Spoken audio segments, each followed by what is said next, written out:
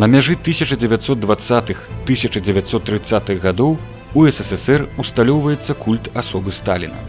Марксізм-ленінізм становіцца афіцыйнай дзяржаўнай ідэалогіяй. У адпаведнасці з ёй была змененая сістэма адукацыі ў краіне. Працы ідэйных апанентаў бальшавікоў трапілі пад забарону.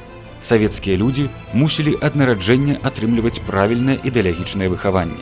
У сродках масавай інфармацыі і ў галіне мастацтва уведзеная жорсткая цэнзура. Створаная магутная карная сістэма. Любое іншадумства пераследавалася як цяжкае злачынства. Адбыліся змены і ў нацыянальнай палітыцы. Калі 1920-е гады прайшлі ў СССР пад лёзунгам сусветнай рэвалюцыі і пралетарскага інтэрнацыяналізму, дык у 1930-е гады сітуацыя змянілася. Фармальна ўсё засталося як і раней, і лёзунга пралетарыі ўсіх краінаў яднайцеся ніхто не адмяняў.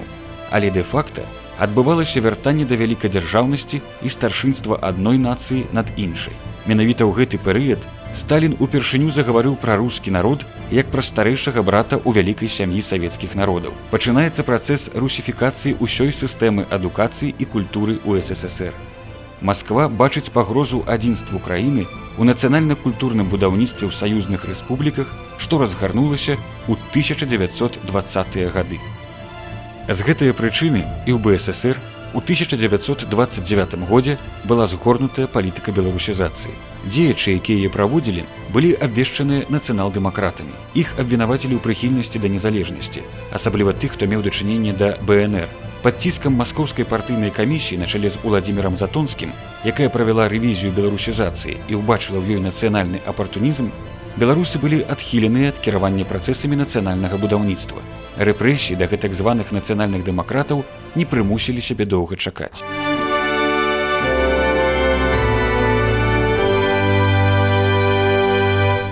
Кіраўніцтва СССР сур'ёзна паставілася да справаздачы камісіі Затонска.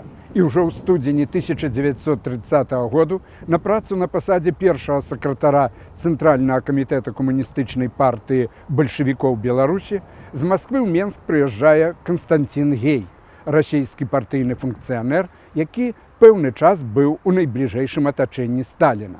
А народным камісарам унутраных справаў БССР становіцца Рыгор Рапапорт. Менавіта з іх ініцыятывы дзяржаўнае палітычнае ўпраўленне і сфабрыкавала справу Саюзу вызвалення Беларусі. Справа пачалася арыштам 17 лютага 1930 году Пятра Ільючонка, дзяржаўнага дзеяча і рэдактара. І ўжо меней як праз месяц яму прысудзілі 10 гадоў лягераў. Канвеер запрацаваў. Паследства трапілі нават тыя рэвалюцыянеры, якія прайшлі праз царскую жандармерыю. Лёсік прайшоў праз царскую ссылку, высылку нават на вечнае пасяленне ў Сібір. Ён ведае, што такое допыт палітычных у царскай Расіі. І яны ўсе былі на першым часе сшакаваныя грубасцю, хамствам, беспардоннасцю. І разгубіліся і далі прызнальныя, падпісалі прызнальныя паказанні. І потым, калі яны ачомаліся, агойталіся, яны пачалі адмаўляцца сваіх паказанняў. Агулам цягам вясны-лета таго году па гэтай справе арыштавалі 108 чалавек. Гэта былі выбітныя асобы, якія ўжо зрабілі вялікі ўнёсак у нацыянальную навуку і культуру, і якія маглі зрабіць яшчэ больш. Сярод іх і тыя, хто былі ініцыятарамі незалежнасці Беларускай Народнай Рэспублікі і яе дзеячамі. Вацлаў Ластоўскі, былы старшыня кабінету міністраў Беларускай Народнай Рэспублікі, пісьменнік, вучоны-энцыклапедыст, аўтар фундаментальнага даследавання гісторыі беларускай крыўскай кнігі. Сасланы на 5 гадоў па-за межы БССР у расійскі Саратаў, паўторна арыштаваны ў 1938 годзе і расстраляны. Аркадзь Смоліч, былы сакратар асветы і міністр сельскай гаспадаркі БНР, першы прафесар геаграфіі, аўтар кнігі «Геаграфія Беларусі», якая адкрывалася эпіграфам, каб Беларусь перастала быць краем, невядомым для саміх беларусаў. Сасланы на 5 гадоў у Пермскую вобласць Расіі. У 1937 годзе зноў арыштаваны і расстраляны. Язэп Лёсік, колішні старшыня рады БНР, мовазнавец, пісьменнік, публіцыст, акадэмік Акадэміі навук Беларусі, выкладчык у Беларускім дзяржаўным універсітэце, сасланы на 5 гадоў у Саратаўскую вобласць Расіі, зноў арыштаваны ў 1938 годзе, прыгавораны на 5 гадоў гулагу, памёр ці быў застрэлены ў турме. Александр Цвікевіч, былы міністр замежных спраў ва ўрадзе БНР Вацлава Ластоўскага, а пасля і старшыня новага ўраду БНР. Гісторык, юрыст, філёзаф, публіцыст, аўтар фундаментальнай навуковай працы «Западнарусізм. Нарысы з гісторыі грамадскай мыслі на Беларусі ў 19 і пачатку 20 стагоддзяў». У ёй аўтар зрабіў аналіз ідэалогіі і практыкі русіфікацыі Беларусі ў перыяд расійскай імперыі. Фактычна адразу пасля выхаду гэтая кніга была забароненая, а амаль увесь яе наклад быў знішчаны. Сасланы на 5 гадоў у расійскі горад Перм. Зноў арыштаваны ў 1937 годзе і расстраляны. Я не выключаю, што гэта была шматхадоўка бальшавіцкага кіраўніцтва. Калі параўноўваеш адукацыйны ўзровень дзеячаў Беларускай Народнай Рэспублікі, дзеячаў Савецкай Сацыялістычнай Рэспублікі Беларусі, гэта неба і зямля. Дык вось высокакваліфікаваныя спецыялісты вяртаюцца, і іх можна выкарыстаць да пэўнага часу. Так як выкарыстоўвалі старых спецыялістаў у Чырвонай арміі, помніце, як выкарыстоўвалі старых спецыялістаў у прамысловасці, а потым наступіў час, калі старых спецыялістаў, якія не зусім упісваліся ў бальшавіцкія параметры, пачалі іх знішчаць. Сярод абвінавачаных па справе Саюзу вызвалення Беларусі былі не толькі навукоўцы-гуманітарыі, але і людзі мастацтва, пісьменнікі. Фларыян Ждановіч, актор, рэжысэр, мастацкі кіраўнік першага таварыства драмы і камедыі, на базе якога ў Менску адкрыўся беларускі дзяржаўны тэатр БДТ-1, цяпер нацыянальны тэатр імя Янкі Купалы. 5гадовую ссылку адбываў на Беламор-канале. У 1937 годзе арыштавалі ізноў і расстралялі. Паўліна Мядзёлка, артыстка, педагог, мемуарыстка, першая выканаўца ролі Паўлінкі ў пецярбургскай прэм'еры п'есы Янкі Купалы, аўтарка кнігі «Сцежкамі жыцця». Ссылку адбывала ў Казані. Максім Гарэцкі, пісьменнік, дзеяч беларускага нацыянальна-дэмакратычнага адраджэння, літаратуразнаўца, лексікограф, фальклярыст, аўтар філазофскай аповесці «Дзве душы». Ссылку адбываў у расійскай Вятцы. Першапачаткова у ДПУ за кіраўніцтва Саюзу вызвалення Беларусі лічылі Вацлава Ластоўскага, Александра Цвікевіча, Аркадзя Смоліча, але іх уплыў у Беларусі быў невялікі. Пазней кіраўнікамі СВБ у ДПУ лічыліся партыйныя і дзяржаўныя дзеячы Александр Адамовіч, Антон Баліцкі, Пётр Ільючонак і Дмітрый Прышчэпаў, але іх справу разглядалі асобна. А ў 1937 годзе яны былі паўторна арыштаваныя і расстраляныя. Калегіяй АДПУ усе арыштаваныя, апроч 18, былі асуджаныя на розныя тэрміны зняволення або ссылкі. Справа Саюза вызвалення Беларусі сфабрыкаваны ад пачатку да канца. Гэта прызналі органы савецкай улады пад канец існавання, але не толькі гэта. Раней адбыўся ў Харкаве працэс спілкі вызволення Ўкраіны на чале з акадэмікам Ефремавым. І разумныя людзі ў Менску казалі, у нас будзе тое самае. І сапраўды, у 30-м годзе нараджаецца Саюз вызвалення Беларусі. У тыя 2 гады атмасфера ў Беларусі і найперш у сталіцы, дзе жыла і стварала нацыянальная інтэлігенцыя, была вельмі напружанай. Газеты і часопісы штодня друкавалі артыкулы, у якіх выкрывалі шкодніцкія дзеянні навукоўцаў, пісьменнікаў, прадстаўнікоў улады. Людзей пужалі нацдэмамі і нацдэмаўшчынай, паказвалі арыштаваных у самых агідных характарыстыках, прычым не цураліся і прыдуманымі падрабязнасцямі з нібыта амаральнага прыватнага жыцця.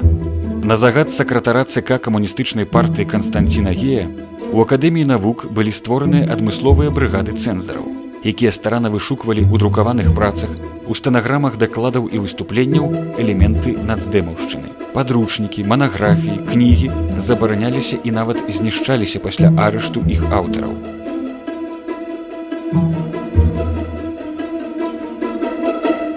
Настаў час і Янкі Купалы, якому бальшавікі не маглі дараваць і п'есу тутэйшыя, і незалежніцкую публіцыстыку 1918 году, і сувязі з БНР, і верш «Паўстань», якім ён раней нібыта вітаў у Менску начальніка дзяржавы Польшчы Юзефа Пілсудскага. Хоць і хацелі Купалу прыпісаць кіраўніцтва Саюзам вызвалення Беларусі, але не наважыліся яго арыштаваць. Проста па вечарах у тых самых варанках сталі вазіць паэта на начныя допыты. Пасля аднаго з такіх допытаў Купала зрабіў спробу самагубства, якую звычайна называюць харакіры. Яго паспелі ўратаваць. А напярэдадні Купала напісаў ліст старшыні ЦВК СССР і БССР Александру Чарвякову. Таварыш старшыня, яшчэ раз перад смерцю заяўляю, што я ні ў якай контррэвалюцыйнай арганізацыі не быў і не збіраўся быць. Ніколі не быў контррэвалюцыянерам і да контррэвалюцыі не імкнуўся. Быў толькі паэтам, які думаў аб шчасці Беларусі. Я ўміраю за савецкую Беларусь, а не за якую іншую. Уміраю, прымаючы тое, што лепей смерць фізічная, чымся незаслужаная палітычная. Відаць, такая доля паэтаў. Павесіўся Ясенін, застрэліўся Маяковскі, ну і мне туды за імі дарога. Шкадую толькі, што не змагу болей прымаць удзел у вялікім будаўніцтве, якую разгарнула партыя і савецкая ўлада ў БССР. Няхай жа жыве гэта новае творчае жыццё для шчасця ўсяго чалавецтва. Памылкі свае такія ці іншыя я збіраўся выправіць, але не паспеў. Янка Купала.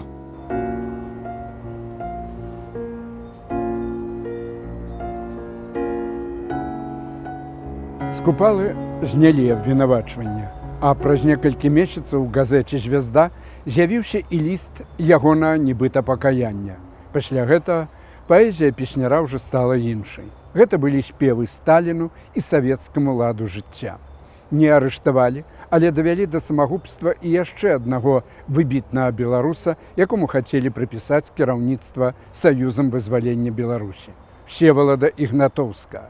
Выбітнага гісторыка, першага прэзідэнта Акадэміі навук БССР, які зрабіў вялікі ўнёсак у беларусізацыю, спачатку, як нібыта лідара нацыянал-дэмакратычнай контррэвалюцыі, вызвалілі ад пасады прэзідэнта Акадэміі навук. Выключылі з партыі, арганізавалі цкаванне ў прэсе за ягоныя навуковыя погляды, а затым пачалі выклікаць на допыты ў АДПУ.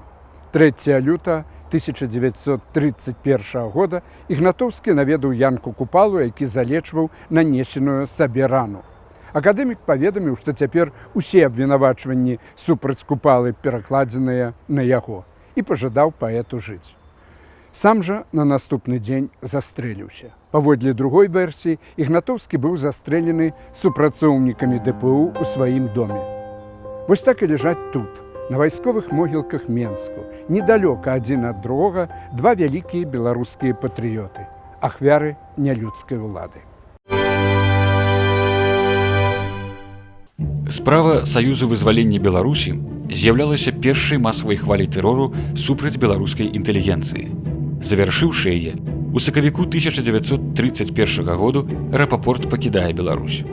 Пры канцы году з'язджае з нашай рэспублікі і Канстанцін Гей, атрымаўшы пасаду сакратара маскоўскага абкаму ВКПБ.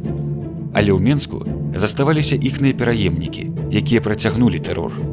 У 1931-32 годах пракацілася хваля арыштаў сярод працаўнікоў сельскай гаспадаркі. Зноў жа, паводле цалкам сфальшаваных справаў, было арыштавана і асуджана звыш 800 чалавек.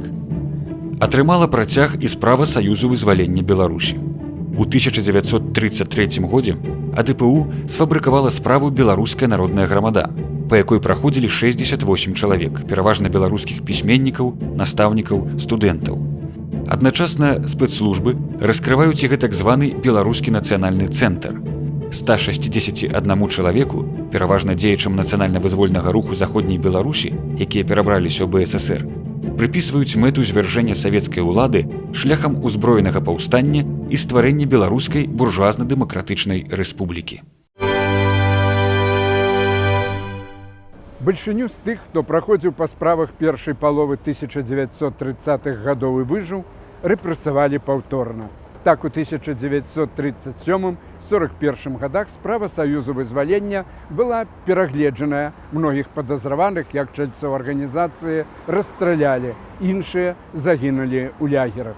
Некаторыя з нібыта ўдзельнікаў СВБ былі арыштаваны ў трэці раз у 1949-52 годах і асуджаныя на вечнае пасяленне ў Сібіры.